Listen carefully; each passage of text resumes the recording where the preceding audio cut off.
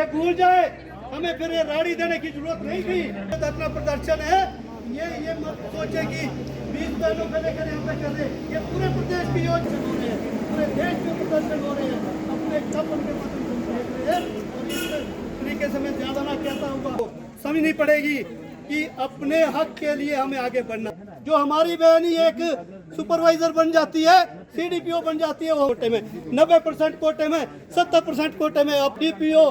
आपको पता है जैसे मानसून में अभी इतना लैंडस्लाइड वगैरह किस तरह के केसेस आ रहे थे, इसलिए हमने आसपास की वर्कर्स को किसी को भी आने के लिए इनकार किया, क्योंकि कोई भी वर्कर इतनी दूर से आएगी, यदि रास्ते में कोई हादसा हो जाता है तो इसके लिए हमने उनको इनकार करके सिर्फ सर्कल वाइज 15-15, 20-20 लड़कियों को इकट्ठा किया है। कोई तहसीलदार ऑफिस में, कोई SDM ऑफिस में, कोई DC ऑफिस में, अपने नियर बाई जो भी रहेगा प्रशासन अधिकारी, उसके माध्यम से हम ज्ञापन और धरना प्रदर्शन, छोटी मोटी रैली के माध्यम से सरकार तक अपना एक प्रस्ताव और ज्ञापन और मांग पत्र भेजेंगे। मांग क्या है आपकी? हमारी मुख्य मांगे जो अभी हमने 15 फरवरी को भी दी थी, आपके सामने यहाँ रैली वगैरह हुई थी, वही है कि सबसे पहले कि जो हमारी आंगनवाड़ी कार्यकर्ता है, स्कीम वर्कर्स जो भी हैं कर्मचारी, उनको आर्थिक रूप से सशक्त किया जाए। उसके लिए हमने उनमें डिमांड लिख के दी है, या तो हमारी कोई श्रेणी निर्धारित की जाए। प्री स्कूल को सरकार एक चलाने वाली है, तो जो 45 साल से आंगनवाड़ी कार्यकर्ता प्री स्कूल को अनौपचारिक रूप से चला रही थी, हमारी मांग है कि सरकार के पास आर्थिक भी कमी रहती है, हमेशा रोता रहती है सरकार की आर्थिक अभाव है। तो हम कह रहे हैं जो अनौपचारिक से एक स्ट्रक्चर खड़ा किया हुआ है प्री स्कूल का, उसी को मान्यता देते हुए औपचारिकता रूप से हम उसको प्री स्कूल को चलाएं।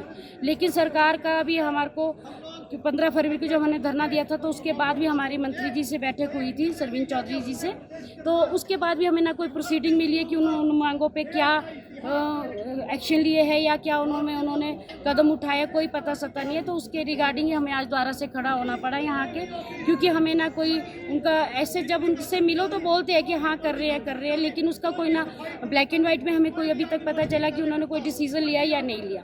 तो हमारी मांग यही है कि प्री स्कूल में हमें मान्यता दे, उससे सरकार का भी आधा बोझ कम हो जाएगा, क्योंकि यदि वो प्री स्कूल का पैरेलल स्ट्रक्चर खड़ा करती है तो इसका अरबों रुपए का भार जो है हिमाचल सरकार पे पड़ेगा।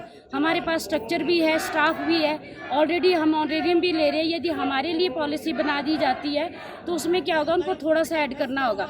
लेकिन जो एक अलग से प्री स्कूल के लिए अलग से स्ट्रक्चर खड़ा करती है सरकार, तो बहुत ज़्यादा आर्थिक बोझ पड़ेगा सरकार के ऊपर।